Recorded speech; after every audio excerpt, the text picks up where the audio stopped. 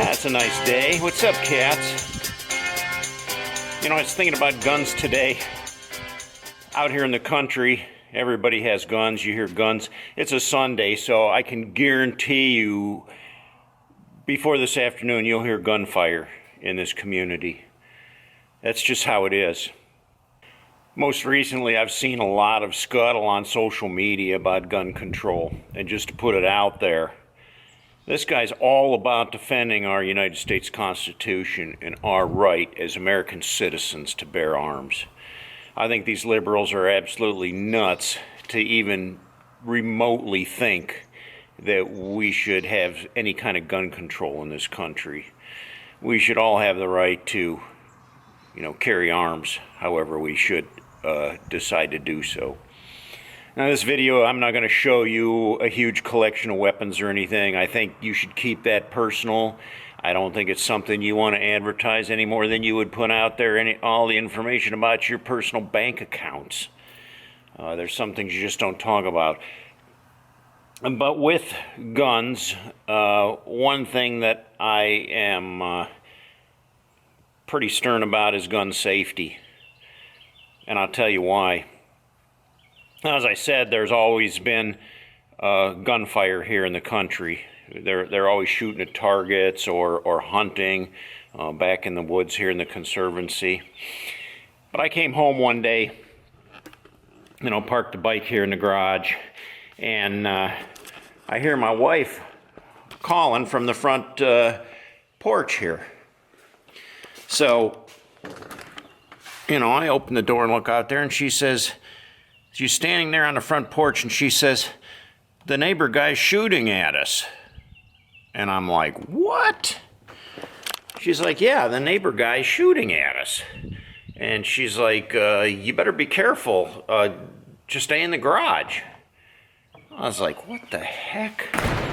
So I walk over here, and I walk outside the garage door. Now, the neighbor's house is back this way behind the garage, and I just stood here for a minute, and I heard crack, and then I hear the bullets going through the leaves. Now, it's winter right now, so there's no leaves or foliage on the trees, as you can see, but it was summertime, so there was a lot of leaves on the trees. And I stood here for a minute, and I thought, I can't believe what I just heard. And then I hear crack, I hear another gunshot, and I hear... I can hear the bullets skipping through the limbs and through the branches.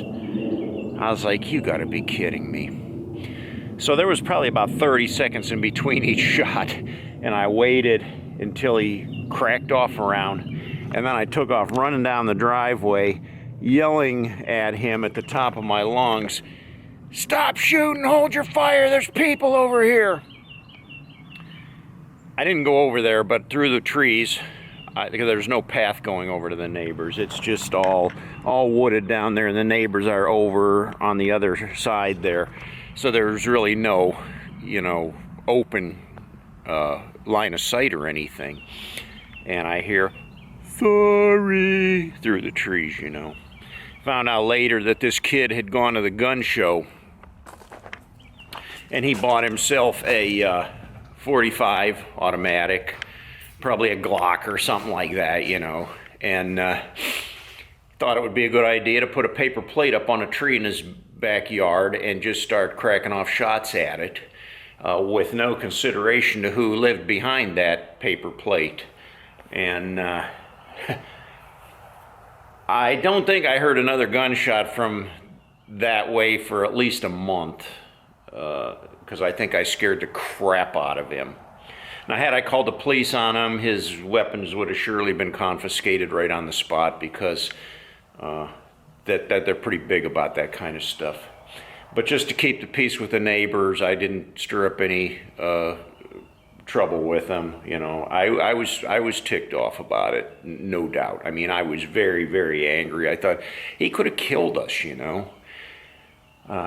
But I don't want to stir up any wars with the neighbors, so I just left it at that, and I think he learned his lesson good and hard. But that's not the story I wanted to tell you today anyways. I talked about being an advocate for gun safety, and there's a good reason for that, because For one, I lost a cousin who was killed by a handgun as a result of careless handling. And the incident I'm going to tell you about today was one that I experienced directly. I used to work at a pretty large park system, and I was out at work one day with a fellow coworker and our boss made it very clear that we weren't to come in until the very end of the day. Now, quitting time was 4:30, and his rule was you don't come back to the office till 4:20. That gives you 10 minutes to fill out your time card, and then you can leave at 4:30. And he was very stern about this. Now, my boss was a park ranger. And just to clear the air, park rangers are full-fledged police officers. They go through all the training that a police officer has. They have the full commission. They carry the same weapons as a police officer. They are police officers by all standards. They just have a different title, park ranger. And it was required at that time to be in management in the park system. You had to be a park ranger to be in management. So he had a .38 revolver. That was his service revolver that he wore on a holster on his side all the time. Well, my coworker and I were done working a little early that day.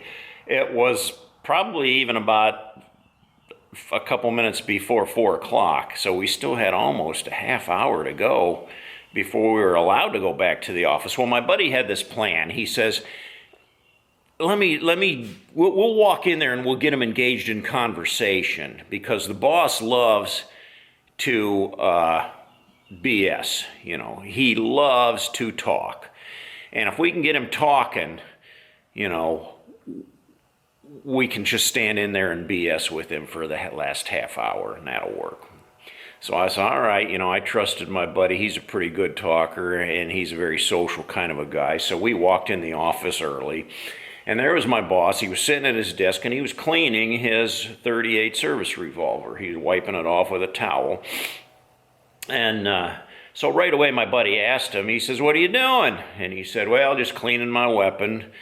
And he said, "Oh, yeah?" And the boss said, "Well, I had to go qualify at the range today. So I shot my weapon, and now I have to clean it because I had used it." So the questions my buddy began to fire questions back at him. "So you went to the range. What do you have to do when you qualify?" "Well," he says, "we're required by law that as a law enforcement officer, we have to qualify. We have to be able to meet certain standards of shooting at the firing range to keep our police commission." So he went on to explain the different things that they had to do, the different tests that they put them through. And it came down to the part where he was talking about his weapon and how they make you do single action and double action. Well, my buddy, he says, "Well, what's that?" And he says, "Well, let me explain." Well, he spun the cylinder, he dumped the bullets into his hand and threw them on the desk, slapped the cylinder shut, and picked the gun up.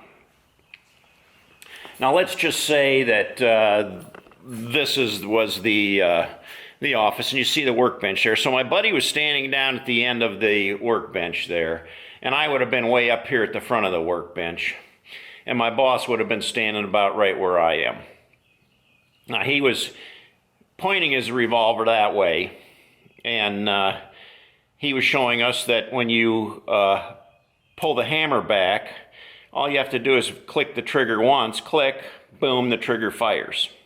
Double action is where as you squeeze the trigger, the hammer cocks back from the action of the trigger, and when you squeeze it some more, bam, the trigger fires, or the hammer fires.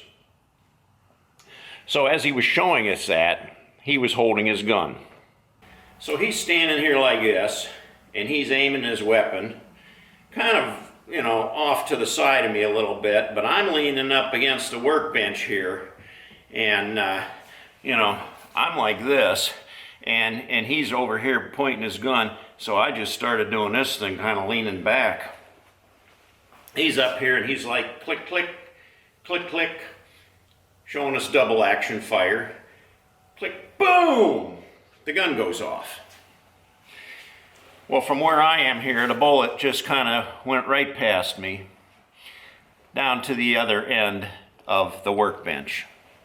When my buddy was standing down at that end of the workbench, it became very obvious that something bad happened. Because at that moment, he just kind of turned, his eyes were wide open, he went back against the wall, and then he just kind of slid down the wall all the way to the floor and was staring blankly like up at the ceiling. Well, he went into shock really quick. He had been shot, it was pretty obvious. My boss went berserk. I mean, he was scared to death. It was accidental, but the gun went off. Somebody got shot. He was freaking out.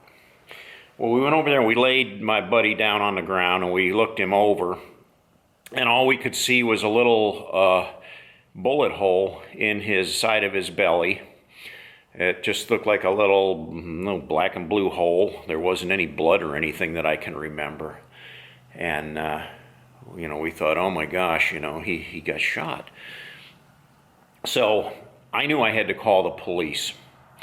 Well, we had our patrol truck. We didn't have patrol cars. We had pickup trucks, Ford F-150s, and it had a radio in the truck, like a two-way radio. And the radios were generally turned off when the truck was turned off. So I went out to the truck and I started the truck up and I clicked the radio on. And then those old radios, you had to wait for them to warm up for a minute or two. So I grabbed the mic and I kept keying the mic until I heard that, which I knew it was engaged at that time. And I called the sheriff's department.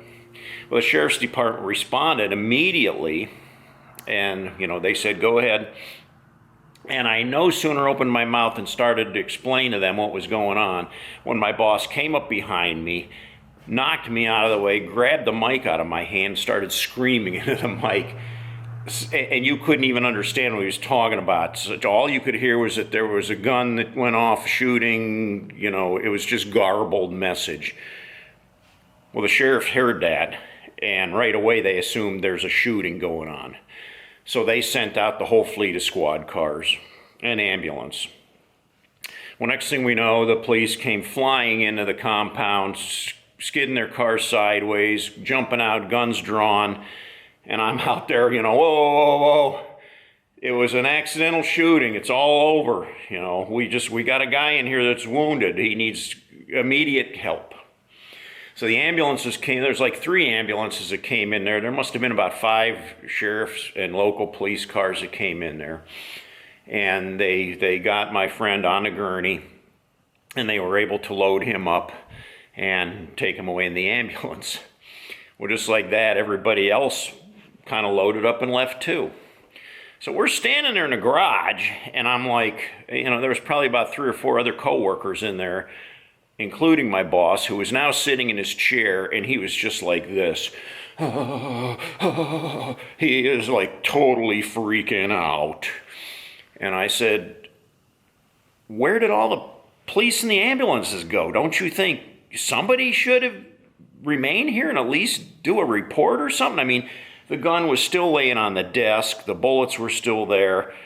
I'm like, good grief, what's going on? Well, I was young at that time, and one of the older gentlemen that I worked with just told me, shut the F up and sit down. We don't need your mouth right now. Okay, so I sat down and twiddling my thumbs. About 5 minutes later, my boss stands up, grabs his chest, and falls onto the ground and starts going into convulsions. Well, apparently he had a mild heart attack right then and there from the stress he was involved in from his accidental shooting. So we got back on the radio, called the sheriff back. They came flying back in minutes later. An ambulance came back, and they tended to my boss and took him away. And they apologized. The police were all like, gee, I thought you were staying captain. Well, I thought you were staying sarge. you know, and no, they all had left. So there was a little bit of an argument there, but to make a long story short, I ended up staying till about 7 o'clock in the evening, going over the whole thing, being interrogated, asked a million questions. Did your boss and your buddy have anything going on? Did they have an argument going on? Was it intentional in any way? Was there any animosity between the two of them? What exactly happened? How did the gun fire? After that, I had an uncontrollable, deep respect of weapons. I don't mind holding a weapon, and I know how to use it, and I know how to use it safely. But when the weapon's in somebody else's hands, I get very nervous. So many times I see somebody swinging a gun around and, not even thinking about what they're doing, whether it's loaded or unloaded. I don't care. I don't care. You treat every gun like it's loaded and like the safety's off, because that's what you have to assume all the time. Anyway, cats, that's my story. Well, whatever happened to my buddy? The bullet actually went through his arm. It went all the way through his arm, and then it went into his side. The bullet spun all the way through his intestines and lodged in his other hip. He's been disabled as a result of that gunshot. They removed 3 feet of his intestine. He was in critical condition for a while, but he recovered. He wasn't able to come back to work ever, but he did get another job as soon as he recovered. What happened to my boss? It wasn't a whole lot. You would think that the guy would have been highly disciplined in some way or another, but I think he was given a couple weeks off without pay, something like that. And that was about the end of the story. Keep that in mind if you have guns. Safety. If you don't know that much about safety, take a gun safety course and learn about gun safety. Because I don't want to hear bullets flying by my garage. Till next time, cats, ride hard and die free.